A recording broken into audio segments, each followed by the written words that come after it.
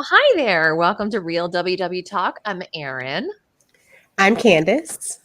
And I'm Ricky. It's so good to see you, ladies. I'm so glad we get together and chat again this week. Yes, all three of us. It's always nice when the three of us are together. It's awesome. Candice, how are you? How are you feeling? You want to kick things off? Sure. I am COVID and flu free. I don't know if it was mentioned on last week's episode. I was not here, but COVID hit my family, and my started with my husband, and then my son and I got it. And thankfully, we were asymptomatic for the most part. Felt like a cold, and you know that that's not the norm for many people. So we felt highly blessed that it didn't manifest in a way that really took us out for a long time. So I'm so jealous. I know, because I know, Erin, you had a rough go with it, but I think that I joked with the ladies that I feel like God gave me a little bit of a break given everything that's happened in 2022, kind of the miscarriage and the cancer. He's like, COVID and flu at the same time. Let me go ahead and give her some milder symptoms so she doesn't really go completely nuts. Listen, if I had to choose that my version going to you or me taking your version, I would take your version so you had the easier one because I love all of that. So yeah, but I'm like I said, I'm 100% feeling so much better. Congestion is something I hate. I don't know. Are you all that way when you can't breathe through your nose? Like that to me is the worst with anything that I have. I said, God, please just let me get this congestion under control. Yes. Yeah, the congestion was a hard one for me. That was like it just sat there. Yes. And I have not taken my nose or breathing for granted anymore. Like I take deep breaths. So yes, it's been a good week. And you also hit a pretty big milestone this week too. Well, I mean, I wasn't going to mention it, but if you wanted me to, I only posted it on my Facebook and Connect and Instagram, because I'm not at all excited about it. And not at all extra. And made sure to go to the center to get my charm because I hit 50 pounds down, 52.6 to be exact. So, I need every pound. So I was very excited to hit that milestone. I've never lost more than 50 pounds. So the 2.6 over was pretty significant for me. So that's awesome. Yeah. That's amazing, Candice. Thank you. Thank you. Be very proud. It's been a busy week, but that was a highlight for the year because I've really been trying to be consistent and to focus, as you know, on my food and my drinking, my water and exercise, getting my 10,000 steps and the bike. So I'm very, very happy, very pleased. I want to come back because I want to talk more about this because I think it's important to learn. I mean, 52.6. I mean, that's I gave you the 2.6 there. Thank you. I think that's a pretty big milestone. And especially when I look back at where we were even a year ago and, a year and a half ago, it's a mindset shift. So I would just I'd love to find out how everyone else, Ricky, your week, and then let's come back to that because I want to camp out there a little bit more. Yeah, that sounds good. But let me hear, how did your weeks go? Do you want to go, Ricky? How was your week? Sure. I think it was okay. I think the biggest thing that I focused on was getting back to walking and not just doing a brief walk because I do have a dog, I have to walk him. But sometimes in the evenings, I would just do the quickest little walk that I could. And I focused on taking longer walks and timing it, actually tracking it on my activity tracker. So that was the biggest thing I focused on. And I'm continuing that this week and trying to really up my activity a little bit more. So that's where I am. Yeah. Well, you're in a team of walkers. I don't think that you'll find two people who are not more proud of you for walking because that is, I think some of the best exercise is the easy. When I say easiest, it's something that doesn't have to be so laborious or intense. A good brisk walk. That's all you need. I love it. For me, it was another solid week. I was down. It was down half a pound. And so I'll take that half a pound because it means I've made more decisions going in the right direction. So I'm good with that. It was a busy week. It was a busy weekend. And steady, slow and steady. And enjoying the walking. I'm continuing to do walking around my neighborhood and getting some more of those hills and valleys and, those different areas. But you guys, I lost my Fitbit. I don't know what happened to my Fitbit. She gone. She was like, this is too much for me. I'm out. So how are you moving without having the numbers being counted? I mean, know. what is going on? How I do know. you? So what I realized that I could do in the Fitbit app, you can still track exercise in there because using the GPS on your phone, so I can at least still track my mileage. I'm like, you know what? At the end of the day, for me, it's not about how many steps. It's, did I get out and do this? Was I consistent in my behavior? Because it's the behavior that leads to the results, right? And so that's been the bigger piece for me. So I don't think that I'm replacing my Fitbit. I was going to ask, did you feel freer with it gone? Would you say you did? That's awesome. It's great. Yeah, I did. I didn't feel like I was so tied to that number. And I know like Diane in our meetings, like she's like, nope, I don't do any of the tracking things because it just messes with the mind. And I did. I felt free because at the end of the day for me, it's about getting out and doing that activity and being true to what I said I was going to do and the habits. And I ended up Sunday, I told myself Sunday was going to be a rest day. And now I could still walk if I wanted to, but I've had a little bit of flare up with my plantar fasciitis. And I'm like, I'm going to give myself a rest. I really wanted to go out and walk, but I just kept coming back to rest is still important in activity, right? It's not inactivity. That's intentionality to make sure that when I go out and do my next bit of activity that I'm rested up, things have a chance to heal. And so that's rest days are good days. Yeah. You shouldn't feel guilty on them. No, rest is key. I know we've talked about it. It actually, I think, ends up making you more productive with your future walks or with the future things that you do instead of pushing through it and, like you said, possibly injuring yourself when your body is giving you a clue that it's time to sit still. So that's great. I'm glad you listened to your body, and I'm glad that you found that you don't need the reinforcement of the Fitbit. I'm not there yet. I need my Apple Watch. I'm addicted, and I don't have any plans yet to change it, but I am encouraged that there are people who can do that. Yeah, I'm glad you found freedom. Listen, what works for you is what works for you. Yeah. Everybody's got different motivation. So speaking of different motivation, so you're down a total of 52.6. I'm down a total of 40.6. And so that's my grand total and all the time that I've been on WW. But since I've been actively working, I'm coming up on about 20 pounds from my highest with COVID. So I'm almost at the 20-pound mark. But it's not about the 20 pounds for me. It's about getting back to a place where I feel healthy and I feel good about myself. So I feel like this time around, I'd love to know your thoughts on this, Candice. For me, is more about how do I feel about myself? What are the steps and the habits that I've been putting into place and the discipline to go along? Because like we've talked about the discipline, the consistency. We worked through our boy, James Clear, Atomic Habits. Hey there, buddy. There he is, our friend. What have been some key principles, some key things for you in your journey down to that 52.6 and continuing on? I thought about the time that I first lost 50 pounds because I think we all have had that experience of losing a significant amount of weight before. And we've shared and delved into kind of what that looked like that first time. And when we put it back on, what were the things that may have triggered that? I wasn't doing it in a sustainable way. The first time that I lost 50 pounds, I was sweating in the sauna before weigh-in, and I was over exercising, and I was skipping meals and not eating the day before weigh-in and doing really, really, really horrible things just to see a number on the scale.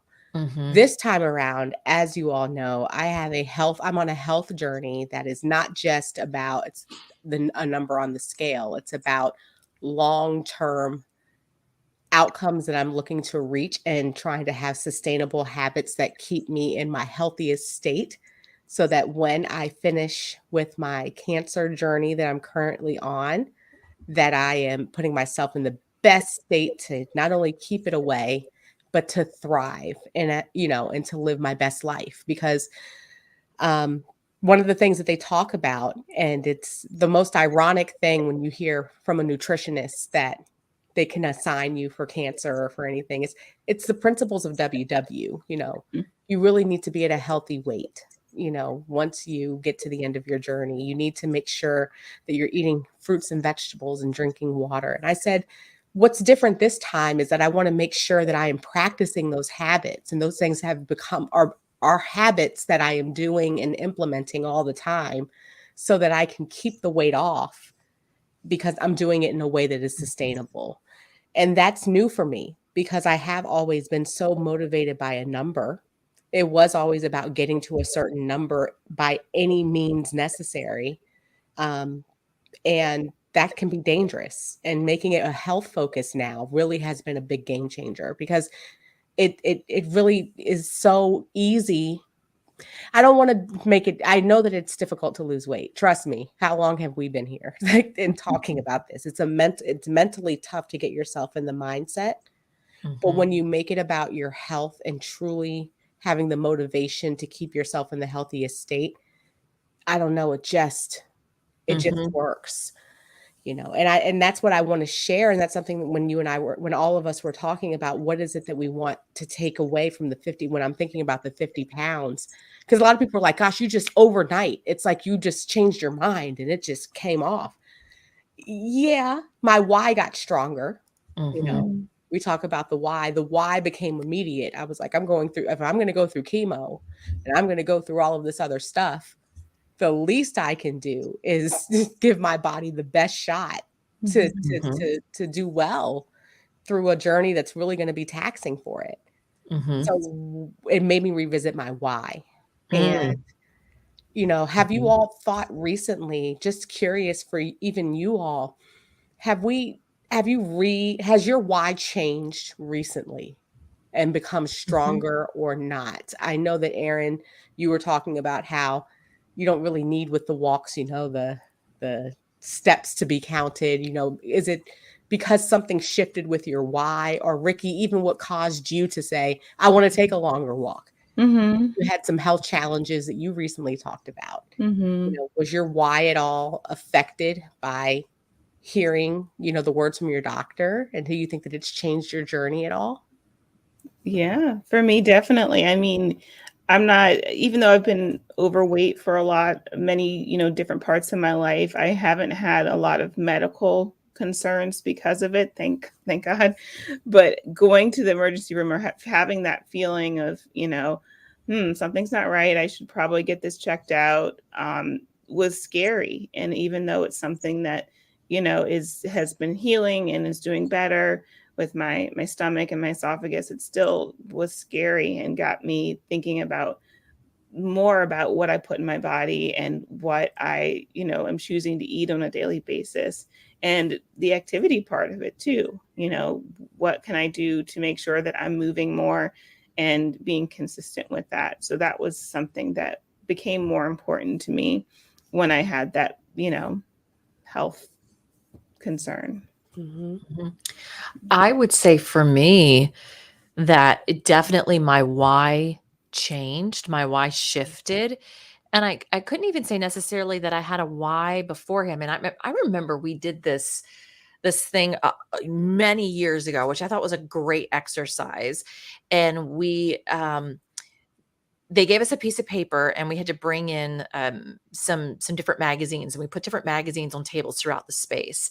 And we went through the magazines and we ripped out different things that meant something to us in there. It was about keeping your why close by. And so on this little board inside of at that time, they gave us these little magazines each week.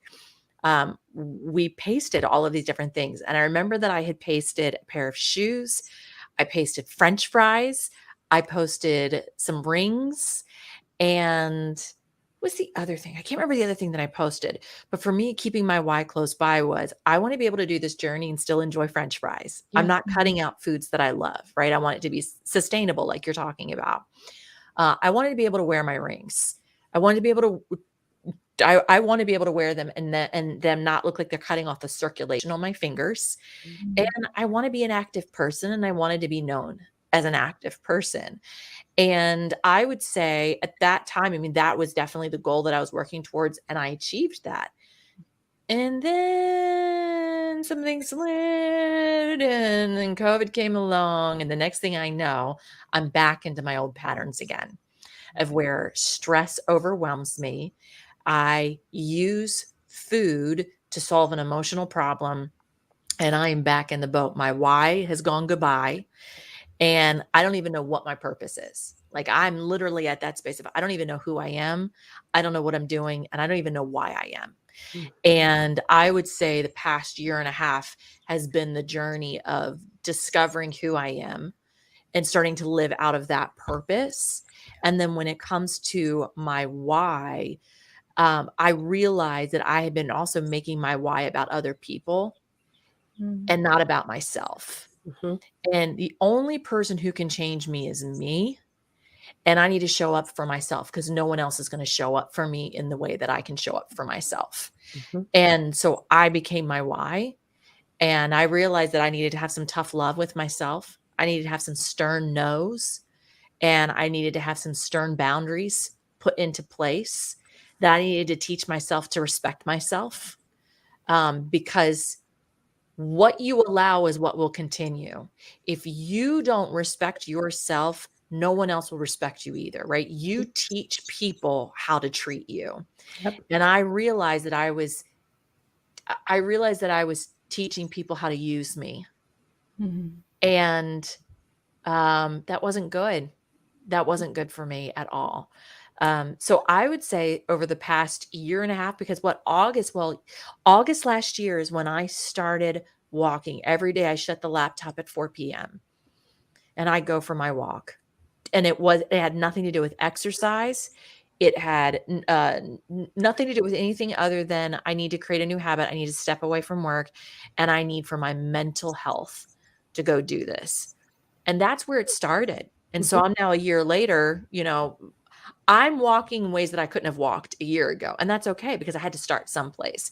But now what I hear from people is that what they see in me is that I seem to be a much more peaceful person, and that I just seem different to them. And I'm glad about that. It's not necessarily about the weight either. Like, people have noticed that I've lost weight, but they've noticed a change in me. And they've also noticed a change in my boundaries, and I'm good with that.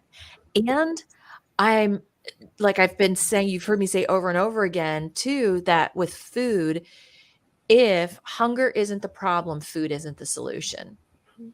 It just isn't. It's not going to get us where we want to go. It's not going to get me. I'll speak for me. It's not going to get me to the person that I want to be. And I want to be able to look forward, like you're talking about, Candice. I want to look forward in my life and feel hope, like I'm on my way to something.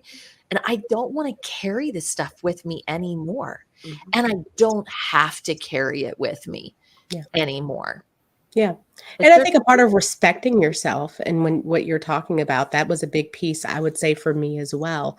I wanted to be able to not only respect myself, but also to be able to not look at myself with guilt over what I didn't want it to be, that a doctor would be able to say, your outcomes would have been so much better if you had just, if only.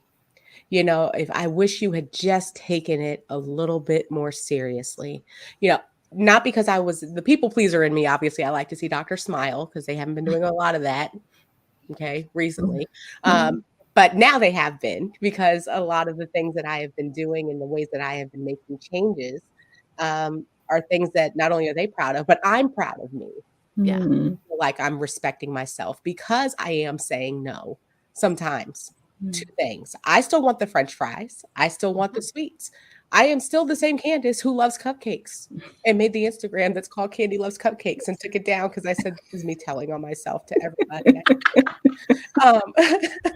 But I can be that person with boundaries. Yes. And I can be that person and still have the respect for myself every single day, and still get the smiles. And that's what I'm so proud of when I look at this new 52-pound less version of myself who's continuing down towards my goals because I'm not stopping. Because that's another thing.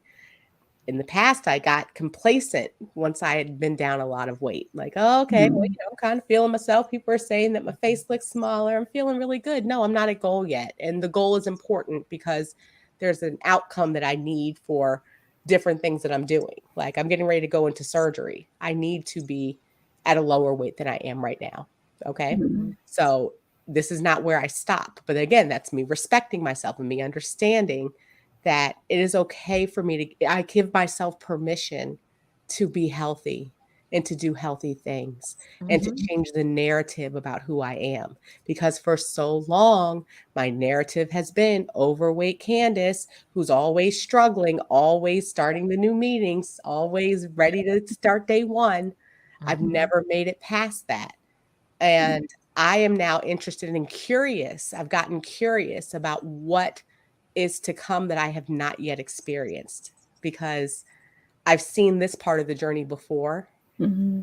And I think that that's another piece that I'm hopeful that others take with them as well in their journeys to start to get curious about what you can do when you start walking, when you start saying no to yourself and knowing that that's okay.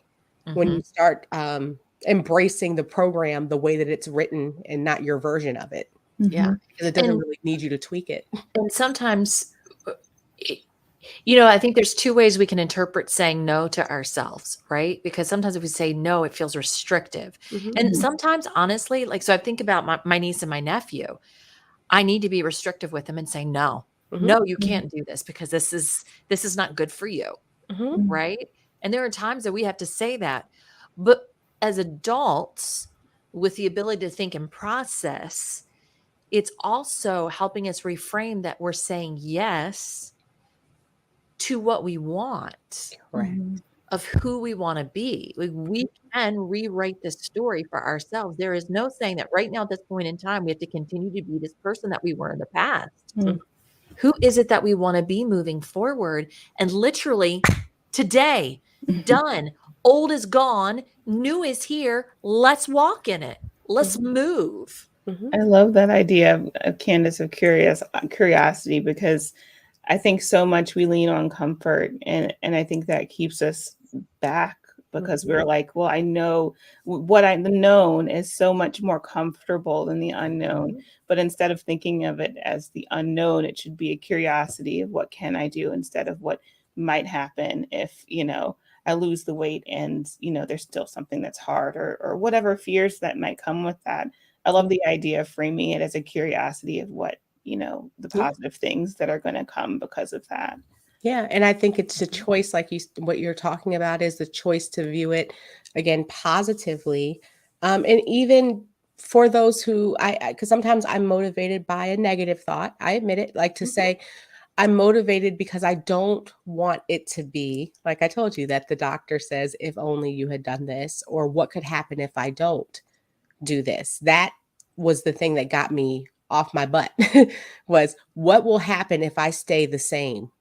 I don't have the luxury anymore to do that. Other people do. And if they do, and that's great for you, but it's just my body is not the one that can handle apparently this weight and the way that I have been treating it. It is time for me to treat myself the way that I deserve to be treated so that I can live the life that I, am destined to live and to live in purpose and to live joyfully and to be here for my family.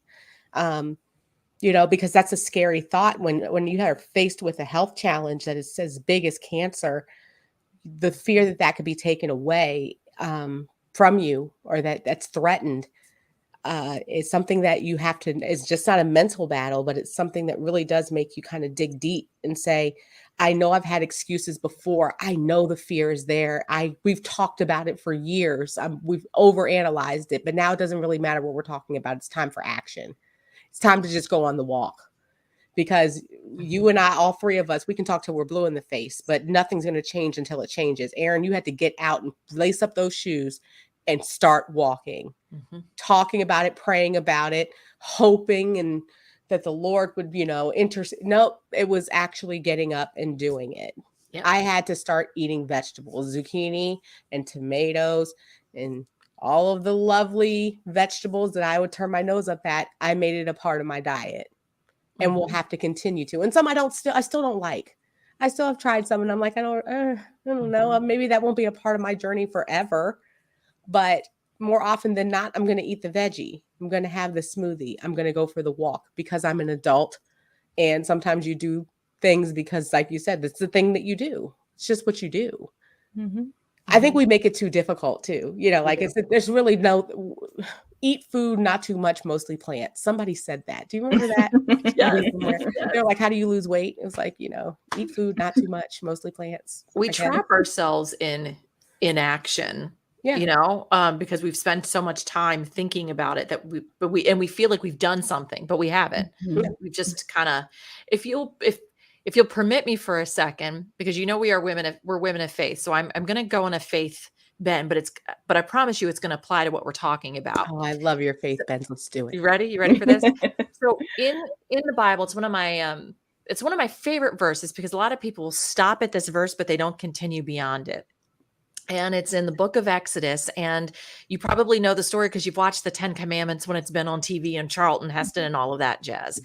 But it's this moment where the Israelites are on the run from the Egyptians and they're standing at the Red Sea. And so in scripture, they're like, you've brought us here to die. There's no place for us to go. And Moses, who is their leader, is telling them, listen, God is with us. You just need to be still, right? And so the next verse that happens after that, then is God speaking to Moses saying, why are you telling them to stand here? Tell them to get moving and touch the water. And so the lesson that I get from that is sometimes in order for us to see our miracle or whatever it is that we need, whatever it is moving forward, we have to move. Our feet have to touch the water. The miracle for the Israelites, the Red Sea didn't part until their feet touched the water in that moment. And so where I relate that back to where we are right now is that if we want to see this change, we can think about it all we want. Like you said, Candice, we can pray about it all we want. We can analyze it all we want. But until we actually move, we won't see anything change. And that's critical for us in our journeys. We've got to literally physically move. We have to go get the right things to be able to put into us. We have to physically move our feet to go release the endorphins and release the good things that happen in our brain that make us feel better. And yes, our thoughts matter as well. The Israelites' thoughts were all about, we come here to die. They're dead thoughts. And we need to switch them over to, like we've talked about, Candice, the life-giving thoughts. What are the things that we're thinking about ourselves and how we're going to conquer in this journey and moving forward? That all makes a difference in this. And something that there was a quote that I was looking for while we were talking because it popped up in my Facebook feed that I had posted 10 years ago, and it's still very relevant today. And it said, you cannot solve a problem with the same mind that created it. Ooh. And they attributed it to Albert Einstein. I'm hopeful he did say it. Albert, you're really smart. But something about that quote to me, the reason why it is relevant to what we're speaking about is when you see over time that you consistently are getting the same results, whether it be the scale not moving or you're just in the same place over and over and over again. Your mindset, if there hasn't been a shift in how you're thinking, or if you're thinking the same thoughts that you thought years ago and there's been no action or change, it's never going to stop until you say, let me try something new. And let me create a new way of looking at this thing and approaching this, because obviously the way that I've been doing it hasn't been working. And I feel that with action, Heather, our old leader would say, what feet first and the head will follow. Yep. It's still all about action. And that's something that's new. And that was a new mindset that I took on when I took on this current journey. And more recently, I would say as of April, where I've really seen consistent, significant results was that I changed the way that I was thinking. And that also attributed to the actions that I took. I couldn't stay the way that I was. I could not. There was no way. Candice, would you say, because I do feel like part of this is learning how to value ourselves, would you say that your thoughts about yourself to yourself and how you value yourself has changed? I didn't realize how much I did value myself until myself was threatened. Hmm. Okay. When my very existence, my very being of, you take for granted your life sometimes, especially when you're young. You're like, I got years before something could happen. I didn't think that I valued myself as much as I did when I had to prove it because life and health made me have to prove it. So that was actually a welcome surprise that I did care. And it wasn't just because of my husband and my son. It was about me saying, I want to be here. There's things that I need to do. And that's what was making me so fearful initially, to say like, it was fear that motivated me initially, I got to do this because I want to be here. And I know that that can be tough for people who may not have valued yourself, but I don't think that I was really pleasantly surprised to know how much I did care. I was sad that it took cancer and took something so extreme to make me show that with action. I feel like, and that's maybe a passion of mine now, is trying to figure out how to help myself and others not need something that extreme to get you to the place of knowing your value, because you're valuable without having to be your life having to be threatened. I promise. And I just pray that people can see that more consistently, because I think that will drive you to the action to show it. Because when you do walk in, and that's you valuing yourself, when you put up boundaries, Ricky, with people who, we're talking about how people can disrespect your space or your time, and you say, no, this is important. This is, I have value. I am not somebody whose time can be wasted. My walks are important to me, and I'm going to do it. Those are all life-giving, affirming ways of living that are going to take you really far. I'm going to have the salad today. I'm going to tell myself no to the French fries, not because French fries are the worst thing in the world, but today they don't fit into my plan. And I value myself enough to not put myself into a deficit this early in the week. I'm just not going to do it over some French fries. I'm not. Yep.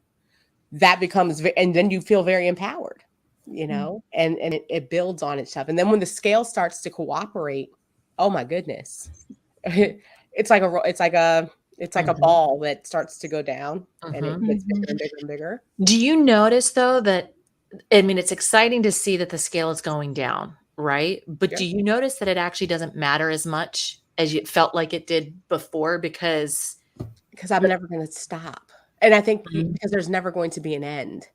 And I think that's why it probably doesn't matter as much. Of course, I am excited and love it. But because I know that I can never stop doing the things that I'm doing to get it gone. And I'm weirdly okay with that, because I'm accepting of this new lifestyle. And they're sustainable this time. Like you were talking about before, how they weren't sustainable. Now they are. Yeah. And because I do still have a piece of cheesecake, but I stop at the piece that I have allotted for myself. And I'm okay with that. But yeah, no, it definitely is a shift. It's like, it's not the be all end all anymore. Like I feel like I used to live for Saturday mornings in the weigh-in, and like, is this going to be the thing that determines the rest of my week, or at least how I feel today? I'm like, nope, because I'm going for my walk and I really enjoy it. And this is okay. Hey, that's a great piece of feedback, but I'm feeling good about myself today because I'm proud of all the work. I can look at the scale now and know the effort that I put in and feel proud of myself. Yeah. Right. It's I don't so need that to determine it. It's freeing, because I can't relate to that Candice who went to 100 WW meetings throughout the DC, Maryland, Virginia area. And like, legitimately, I tell the story all the time, but I mean it. There was something off here for me to be that obsessed about needing a perfect journey. that I was willing to drive an hour and a half to go to a new meeting center where I thought nobody knew me so that I could have a brand new book so that I would have to, I mean, the level of obsession with the scale was out of this world. Mm-hmm. And I don't identify with that anymore. Where now, if I have a gain, I'm like, oh, well, you know, Nobody wins come off next week. Nobody wins with perfection. I tell you, so I'm going to bring our boy's book back here, Look like Atomic Vanna Habits. White, or the people on Price is Right who come out. That's right. And now we have Atomic Habits by James Clear. One of the things that was a new thought for me, because we've talked about struggles with perfection, was he brought up that we're talking about habits and creating new habits, right? And we often will get into the rut where we feel like we have to be perfect with our habits. And if we screw it up a little bit, then we've screwed the whole dang thing up. And we haven't. So to win an election, someone just has to get the majority vote. Mm-hmm. And what we're doing is we're creating a vote for our future self. And we just need a majority vote. And sometimes that majority vote is 51%. Mm-hmm. So could we focus on 51% and above? Not 100%, but 51%. And we're casting that majority vote for ourselves and for our future health. Mm-hmm. But I guess one thing I wonder, and I don't have the answer for everybody, but a question I put out there is, how do you, when you're mentally in a space where you haven't had necessarily the success, or you haven't had the actions that you've implemented yet? Mm-hmm. I hear from a lot of people, we've had listeners who have written into us and who have said, I just can't really get myself there, Mm-hmm. to get started, because it just seems, I hear you, but I don't know how to make that switch.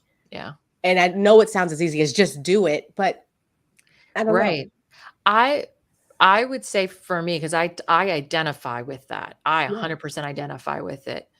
For me, it was picking one thing that had nothing to do with the food. And it was, what do I want? I'm tired of this. I'm just tired of this. So what am I going to do? Am I disgusted enough, right, to make the change? Say it right? again. Say it again. Am I disgusted enough? Am I disgusted enough? That's major. And even if I'm at an apathetic place, like, that should really bother me that I'm apathetic, right? That's giving up. That's almost worse than disgusted with myself, right? Mm-hmm.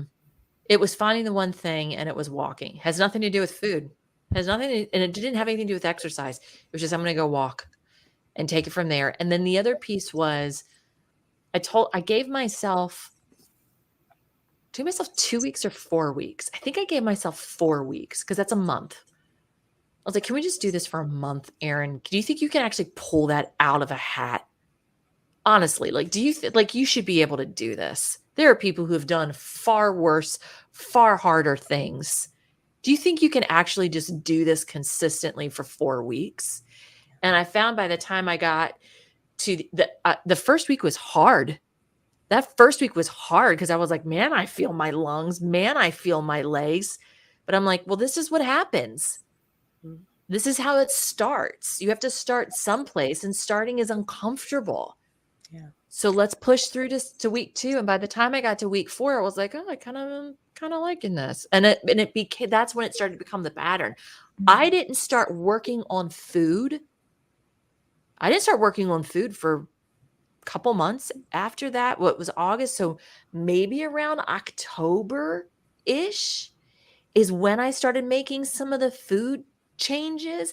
But I found myself, because I was walking every day, like, that is remember we WW this thing on habit stacking, right? Like, I kind of got this thing done. And so I was like, then I kind of started wanted to, like, well, if I want to keep doing this walking, drinking more water makes me feel better doing this. It gives me a little bit more energy, right? It started making those little incremental habit stacking. And then when did we get to where I said, I'm setting out 3 months. What can I do in 3 months? And somebody actually posted in our group, because they heard our podcast Saw that about the 3 months, and when that made it so much more doable. So I set myself at 3 months. Who do I want to be at the end of 3 months? Yeah. And I made peace with, over Christmas and Thanksgiving, it's okay that I want to maintain. I just want to maintain. Mm-hmm. So, but I think that that's like I said, such great tips and things to share about how it manifested for you. And Ricky, I know that, when we brought it up on other podcasts, one of the things that you and I had shared, at one point is just kind of when you have that frustration, it, turning that into motivation, even if it's tough, like I said, I still think that it's still kind of like an engine. You're trying to vroom and start it and start it and start it. And that is easier for others if they start off with, like you said, Aaron, the one habit and making it, let me just start with one and do this. Have you found anything, Ricky, that's helpful for you? I can relate very much to the person who shared that in the group. I felt like I've been stuck for a while. And I think when I have been most successful, it's focusing on preparation and how I can have things prepared to set myself up for success. It's all about, because there's so many things that have been impulsive and that can be impulsive in my life. Oh, do you want to grab, coffee? Do you want to, there's something in the staff lounge, whatever. There's so many things outside of my control. So controlling what I can control, which is mainly what's in my house, and pre-tracking whatever I can. And there are times where things come up, but if I already know what I'm planning on having and meals are cooked and I have options, for me, that's the biggest indicator of success for that week for me. Yeah. And I would say that for me too, it always started with the food. Like once I start, even with this time, like for me, starting to have meals made and saying, okay, I need to have, not actually let the bag of salad go bad that I keep buying. Okay. Like I keep buying this bag of salad and my goal, sacrifice to the crisper drawer. Sacrifice pretend that it repurposes itself. It's like, yes. Oh, and I said, that was my one goal. Like in April, I was like, I'm going to finish this bag of salad. And this is going to show me that I have actually made a shift. And when I did, I almost wanted to frame the bag because that to me was major. What I hear from all three of us in that is you kind of know yourself, and we all know ourselves, right? And we all know the one thing that's tripping us up. We know it. We know it, whether we want to say it out loud or not. We know what it is. That's where we have to start. Because the minute we address that, whatever that thing is, that is literally, I think, the key that when you push that, the whole thing unlocks. And it's being willing to sit with that. Having the courage. Yes. Having the courage to sit with that and maybe cry through it. And maybe be angry through it. And maybe forgiving ourselves through it. And then saying, okay, let's move forward now. And I know it's probably going to pop up because this is something that's been ingrained with me for so long. But when this thing pops up, right? How do I want to handle it? Who is this version that I'm creating for myself of who I want to be that no longer finds this practice acceptable anymore?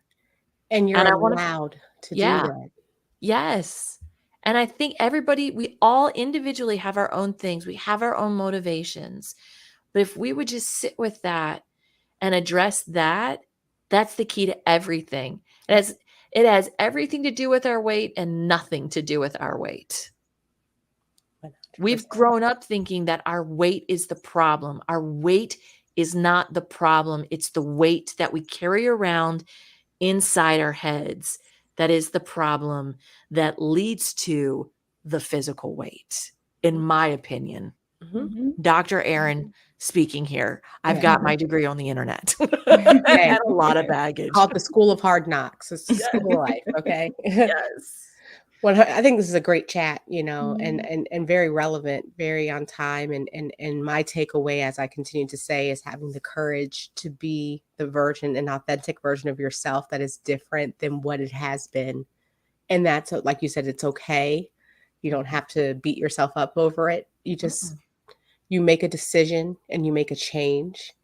and Mhm. we work through all of that as we're going along. But Mhm. you have the permission to be an authentic, healthy version of yourself. Mhm. And you don't have to explain it to anybody about why it took you so long. Mhm. Because that's the one thing I'm not going to have. Like, Mm. oh, you finally got it together. Well, you know what? That first, I didn't really appreciate your comment. I Mhm. reject your judgment. Mhm. It took me the time that it took. And Mhm. I'm really proud of where I am right now. And sometimes we're the judger of our own selves, and we need to be having that conversation in our Oh, head. yeah. Oh, yeah. That's for a whole nother week, Erin. Don't say that. Okay. I love it. I think that's a perfect Yeah. perfect space to wrap it up. Yes. Well, we appreciate you. Thank you for going along the journey with us and, wrestling through these things with us. And I know you're wrestling through them too. This is hard work when we're trying to get rid of years and years and years of faulty thinking and, things that have been projected to us through television and magazines. And it's a lot to undo. It's a lot to undo, but you're doing the good work and you can do it. We're doing it, guys. We're doing it. Well, we wish you a great week. We'd love for you to be part of the Real WW Talk Facebook community. You're welcome to join us there. Just search Real WW Talk on Facebook. And make sure you answer the questions. There are 2 questions. Just make sure you answer them both so we can let you in the group and we know that you're not a bot, because no bots allowed, only peoples. Yes. And you can find us also over on Instagram and on YouTube if you want to see what we look like as well. Just search Real WW Talk on both spaces. And if you're out getting that walking exercise in, or if you're on your Peloton like Ricky and Candice, and you want something to listen to, you can pop us in your pocket and just search for the Real WW Talk podcast. Bye. Bye. Have a great, great week.